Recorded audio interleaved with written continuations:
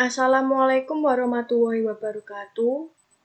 Kami dari kelompok 10 akan mempresentasikan materi tentang alat bantu pengembangan sistem.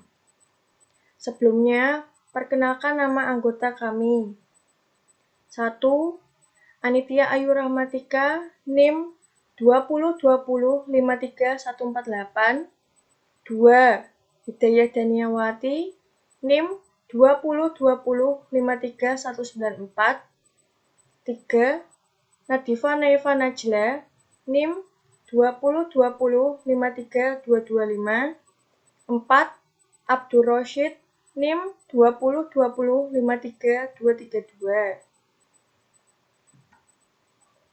A. Pengembangan sistem atau sistem development. Pengembangan sistem atau sistem development merupakan penyusunan suatu sistem yang baru untuk menggantikan sistem yang lama secara keseluruhan atau memperbaiki sistem yang telah ada. Alasan pengembangan sistem. 1. Adanya permasalahan, pertumbuhan organisasi, dan adanya ketidakberesan. 2. Untuk meraih kesempatan-kesempatan. 3. Adanya instruksi dari pimpinan pemerintah. Untuk menghasilkan sistem informasi terdiri dari 1. Sistem analis. Sistem analis itu upaya mendapatkan gambaran bagaimana sistem bekerja dan masalah apa saja yang ada pada sistem tersebut. 2. Sistem development. Sistem development itu langkah-langkah menggambarkan sistem informasi yang baru berdasarkan gambaran cara kerja sistem dan permasalahan yang ada. Metode pengembangan sistem. Banyak metode pengembangan sistem yang tersedia. Metode yang paling sering dikenal disebut System Development Life Cycle atau SDLC atau sering disebut Waterfall Method.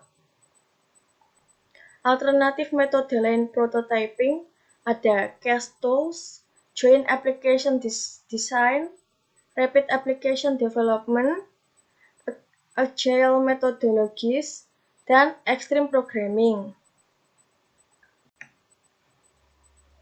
Macam-macam alat bantu pengembangan sistem, ada alat analisa, alat bantu perancangan, dan alat pengembangan. Alat analisa. Analisis sistem adalah tahapan penelitian terhadap sistem berjalan dan bertujuan untuk mengetahui segala permasalahan yang terjadi, serta memudahkan dalam menjalankan tahap selanjutnya, yaitu tahap perancangan sistem. Assalamualaikum warahmatullahi wabarakatuh. Perkenalkan, nama saya Hidayah Daniawati. Di sini saya akan melanjutkan presentasi. Tujuan analisis sistem. Tujuan analisis sistem 1. Memberikan pelayanan kebutuhan informasi kepada fungsi manajerial di dalam pengendalian pelaksanaan kegiatan operasional perusahaan. 2. Membantu para pengambil keputusan. 3. Mengevaluasi sistem yang telah ada. 4. Merumuskan tujuan yang ingin dicapai berupa pengolahan data maupun pembuat laporan baru. Ini adalah simbol-simbol. Simbol ini dokumen menunjukkan input dan output baik untuk proses manual, mekanik, atau komputer. Ini kegiatan manual, yaitu sistem yang menunjukkan proses yang dilakukan secara manual. Nomor 3, penghubung digunakan untuk menunjukkan sambungan dari bagian alir yang terputus dari halaman yang masih sama. Yang keempat, ada penghubungan digunakan untuk menunjukkan sambungan. Garis alur, yaitu simbol garis. Alif, flow, line, simbol menunjukkan arus dari proses. Simbol simpanan online.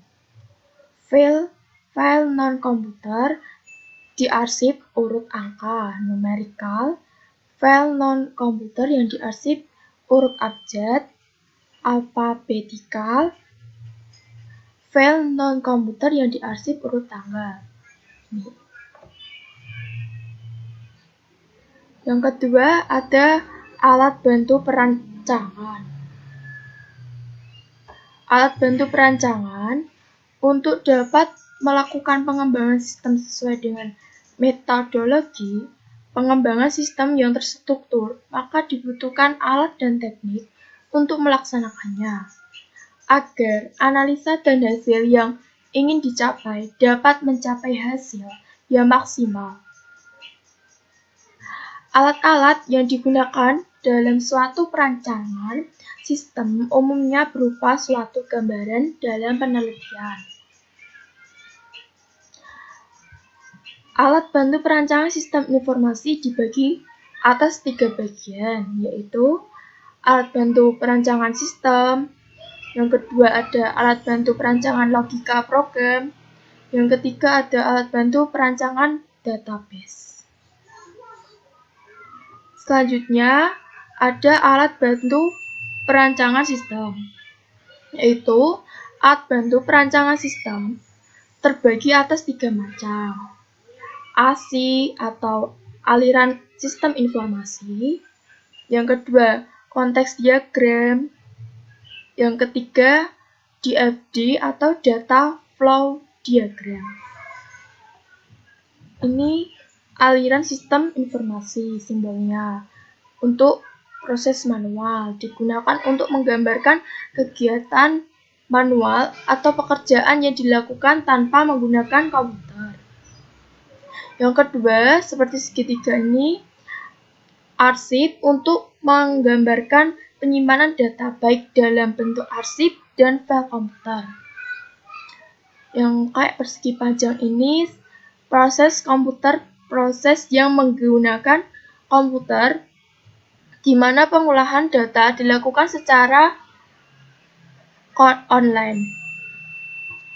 Ini yang keempat, yaitu dokumen, merupakan formulir yang digunakan untuk merekam data yang menunjukkan input dan output, baik untuk proses manual maupun komputer. Yang kelima, garis ali, yaitu menunjukkan aliran atau arah dalam proses pengolahan data. Konteks diagram. Konteks diagram adalah gambaran umum tentang sistem yang terdapat di dalam suatu organisasi yang memperlihatkan batasan, adanya interaksi antara eksternal entity dengan suatu sistem, dan informasi secara umum mengalir di antara entity dan sistem. Ini adalah contoh-contoh simbol dari konteks diagram. Yang pertama yaitu simbol berbentuk persegi panjang, yaitu kesatuan luar. Kesatuan luar adalah kesatuan luar sistem yang dapat berupa orang, organisasi, atau sistem lainnya yang berada di luar lingkungan luarnya yang akan memberikan input atau menerima output sistem. Yang kedua yaitu proses. Proses adalah kegiatan atau kerja yang dilakukan oleh mesin atau komputer dari suatu arus data yang masuk ke dalam proses untuk dihasilkan arus data yang akan keluar proses. Yang berbentuk persegi panjang dan sudutnya, yang berbentuk persegi panjang dan tidak ada sudutnya, kemudian ada garisnya, garis lurus. Kemudian yang ketiga yaitu simbolnya berbentuk tanda panah, yaitu arus data atau data flow. Arus data ini menunjukkan arus data dari yang masuk ke dalam proses sistem. Kemudian ada data flow diagram. Data flow diagram adalah gambaran sistem secara logika yang tidak tergantung pada perangkat keras, lunak, struktur data, dan organisasi. Adapun simbol-simbol dari data flow diagram, yang pertama dan kedua seperti konteks diagram, ada kesatuan luar dan proses. Kemudian yang ketiga ada penyimpanan data. Penyimpanan data merupakan tempat penyimpan dokumen-dokumen yang dibutuhkan. Yang keempat yaitu simbolnya berbentuk tanda panah, yaitu aliran data yang menunjukkan arus data dalam proses.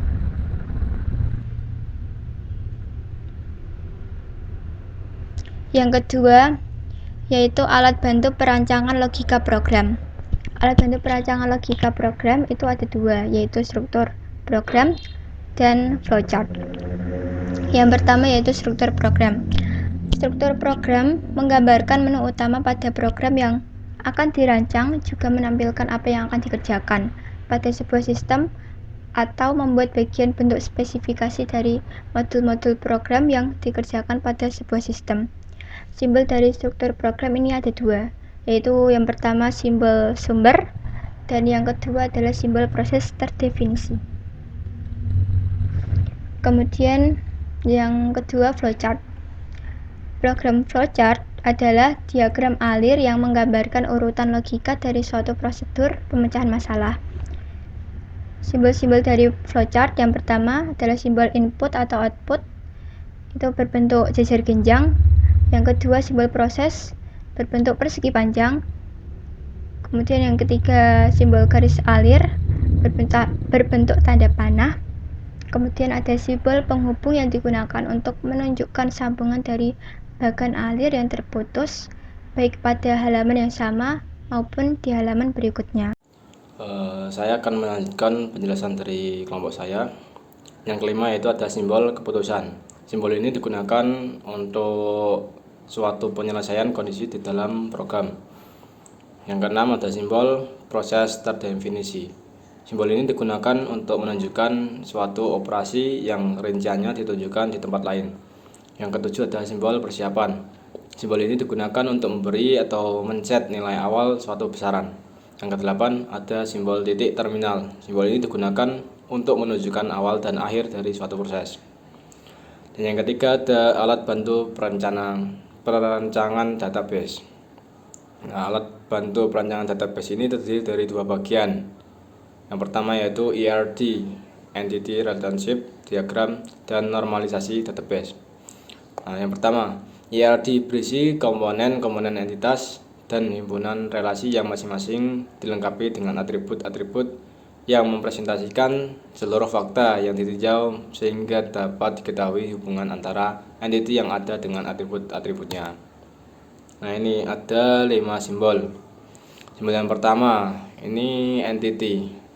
Entity yaitu suatu objek yang dapat dibedakan dengan objek lainnya. Di dalam database, entity lebih dikenal dengan nama file. Nah, ini ada simbol yang kedua. Ini dinamakan simbol atribut, yaitu karakteristik yang mencirikan suatu entity atau properti dari sebuah entity.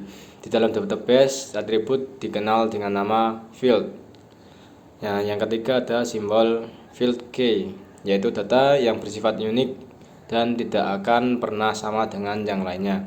Yang keempat ada simbol relationship, merupakan relasi yang menyatakan hubungan antara entity. Dan yang kelima ada simbol link. Nah, link ini merupakan garis yang digunakan sebagai penghubungan antara himpunan relasi dengan entitas dan himpunan atributnya. Yang kedua ada normalisasi database. Normalisasi adalah suatu teknik untuk mengorganisasi data ke dalam tabel-tabel untuk memenuhi kebutuhan pemakai di dalam suatu organisasi. Tujuan normalisasi yaitu menghilangkan kerangkapan data untuk mengurangkan kompleksitas untuk mempermudah pemodifikasian data. Nah, ini ada alat pengembangan. Alat pengembangan ini dibagi menjadi 5. Yang pertama ada bagan alir atau flowchart. Yang kedua ada diagram aliran data. Yang ketiga ada tabel keputusan. Yang keempat ada diagram Gantt. Yang kelima ada cache. Nah, yang pertama bagan atau alir atau flowchart.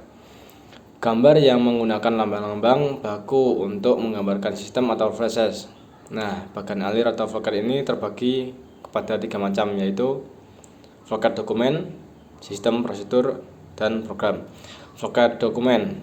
Nah, flowchart dokumen ini adalah diagram yang digunakan untuk menggambarkan aliran dokumen dalam suatu proses. Tujuannya untuk menganalisis pengendalian suatu sistem. Flowchart dokumen biasanya dibuat secara berkolom dan masing-masing kolom mewakili satu entitas. Yang kedua ada flowchart sistem atau prosedur. Flowchart sistem menunjukkan asal dokumen, tujuan dokumen, kegunaan dokumen, dan berbagai tindakan yang diperlukan sehubungan dengan aliran tersebut. Yang ketiga ada flowchart program. Flowchart program digunakan untuk menggambarkan kerja internal dari sistem modern yang sudah terkomputerisasi. Nah, ini ada contoh yang kedua, diagram aliran data. Diagram aliran data adalah diagram yang digunakan untuk menggambarkan aliran data. Yang ketiga ada tabel keputusan. Nah, ini adalah tabel yang digunakan untuk menganalisis pembuatan keputusan. Yang keempat ada diagram Gantt. Diagram Gantt yaitu diagram berkolom yang menggambarkan jadwal pelaksanaan kegiatan. Yang kelima ada CASE. CASE ini adalah singkatan dari Computer Aided Software Engineering, yaitu program komputer yang digunakan untuk merancang sistem. Sekian penjelasan dari kelompok kami, kelompok 10. Bila ada pertanyaan bisa open discussion di WhatsApp group. Sekian dari presentasi kami. Apabila ada kekurangan mohon maaf. Wabillahi taufiq wal hidayah. Wassalamualaikum warahmatullahi wabarakatuh.